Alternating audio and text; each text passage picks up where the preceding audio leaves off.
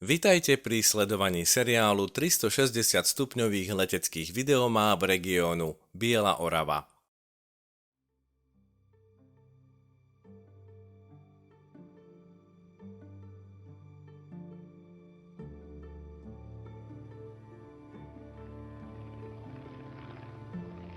V 5. časti sa preletíme krajinou pod Pilskom.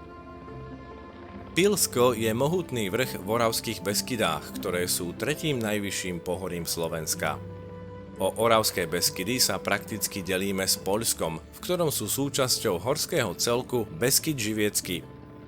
Vysoká Magura či Veľký kopec, ktorý máte teraz po ľavej ruke, sú našimi poslednými vrchmi. Väčšina z toho, čo vidíte na našej ľavej strane, je už krajina našich severných susedov.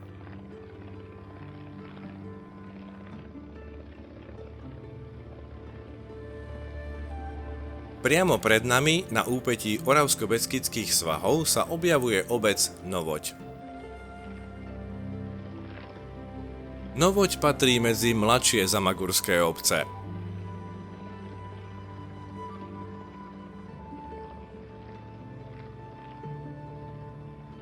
Vľavo, v doline pri úpetí Malého kopca, vedie cesta k malému hraničnému priechodu, ktorý je často využívanou skratkou na Kysuce aj do Českej republiky.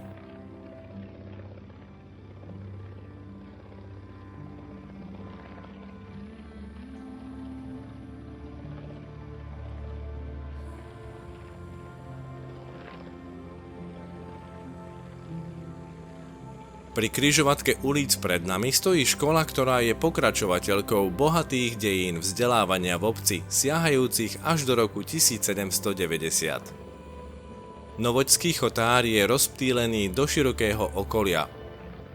Obec je obľúbeným východiskom pre cykloturistiku, pešie túry, v zime na bežkovanie a je výborným miestom na agroturistiku. Vľavo na Modlovom vrchu si môžete všimnúť vyhliadkovú väžu. Vedie k nej náučný chodník a za priaznivého počasia je z nej výhľad na panorámu od Babej hory cez západné a nízke Tatry, Choč až po Veľkú Fatru. V Novoti každoročne usporadúvajú jarmok syrov, skutočne unikátnu akciu, predstavujúcu remeselné i umelecké zručnosti výrobcov syra. Keby sme ponad Novoť leteli počas fašiangov, mohli by sme pod sebou pozorovať preteky furmanov zo širokého okolia. V dedine sa snažia o zachovanie furmanských tradícií ako symbolu spojenia síl človeka a zvieraťa. Krajina Oravských Beskýd má mimoriadne rozmanitý relief od hornatinového až po veľhorský. Prevažnú časť Oravských Beskýd pokrývajú ihličnaté lesy, na najvyššie položených miestach rastie kosodrevina. Nájdeme v nich výrazné stopy prehistorického zaľadnenia a aj dnes patria medzi naše najchladnejšie oblasti. V najvyšších polohách sa tu sneh drží až 150 dní v roku. Celé pohorie je súčasťou chránenej krajinnej oblasti Horná Orava. Na horizonte vľavo sa ukazujú dva najvyššie vrcholy Oravských Beskýd, Babia hora a Pilsko.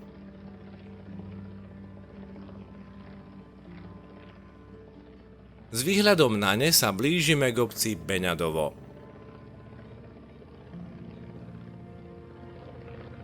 Malebná obec, obklopená krásnou prírodou, je domovom základnej školy s materskou školou Beňadovo. Zrekonštruované priestory útulnej budovy v nej umožňujú kvalitnú výučbu, pričom jej výzdoba zachováva tradičný ráz dediny.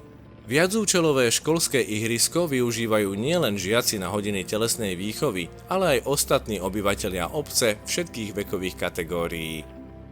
Napokon školu si tu vlastne postavili sami, brigádnicky, v 50. rokoch 20. storočia. Počas 50 rokov existencie prešla škola viacerými zmenami a od roku 2016 sa môže pochváliť, že je plno organizovanou školou.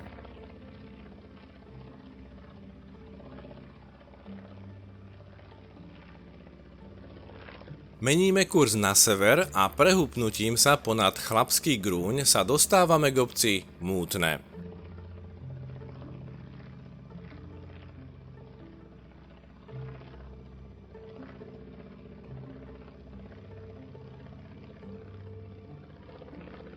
Vznikla v roku 1647, keď gróf Gašpar Ileš Házy prikázal Matejovi Benčíkovi z Jasenice, aby pri potoku Mútnik založil dedinu.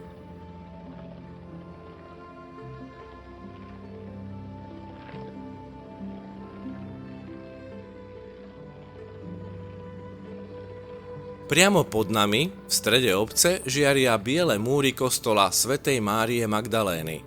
Stojí na mieste, kde kedysi stál prvý obecný kostol, postavený z dreva.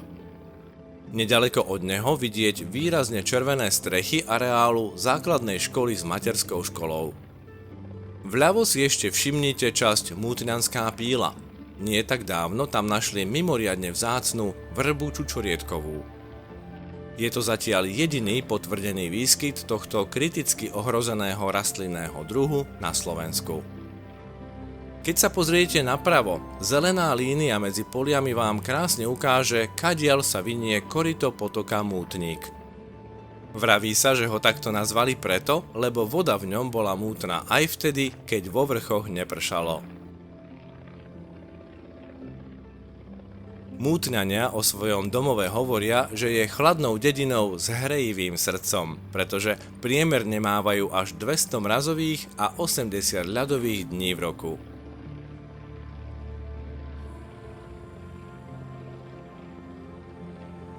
Pod nami defilujú lúky, polia a lesíky rovinatejšej časti Podbeskydskej brázdy.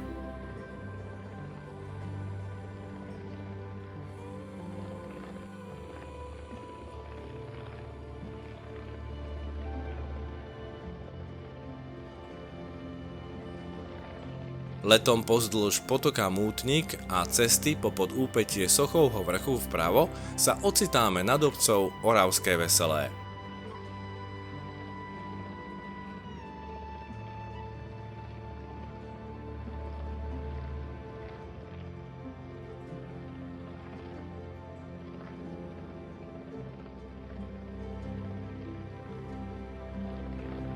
Otáčame sa k jej centru, kde bok po boku stoja budovy základnej školy s ich modravými strechami, obecný úrad a kostol svätej Alžbety.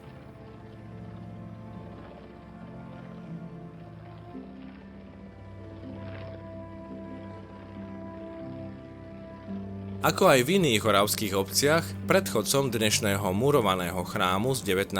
storočia bol drevený kostol, ktorý postavili a svätej Alžbete zasvetili už v roku 1656. Oravské Veselé je neustále sa rozvíjajúcou obcov, čerpajúcou z bohatých tradícií. Oravské Veselé je ideálnym východiskom na túry, predovšetkým na horu Pilsko, ktorej teraz letíme v ústrety.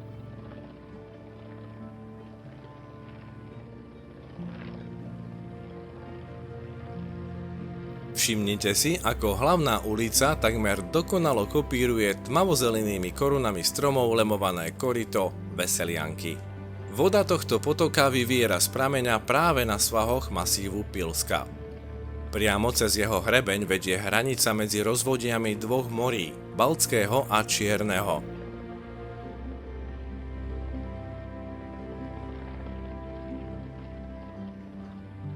Na Pilsku sa nachádza aj jeden z najrozsiahlejších slovenských pralesov, chránený od roku 1967.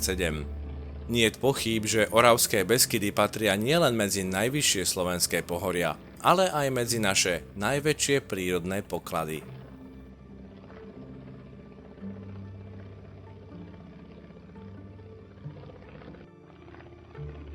Spoznávať ich, ako aj ďalšie pozoruhodnosti regiónu Biela Orava, budeme aj v ďalšej časti seriálu 360 stupňových leteckých videomáp, keď cez severný pól Slovenska zamierime priamo nad legendami opradenú Babiu horu.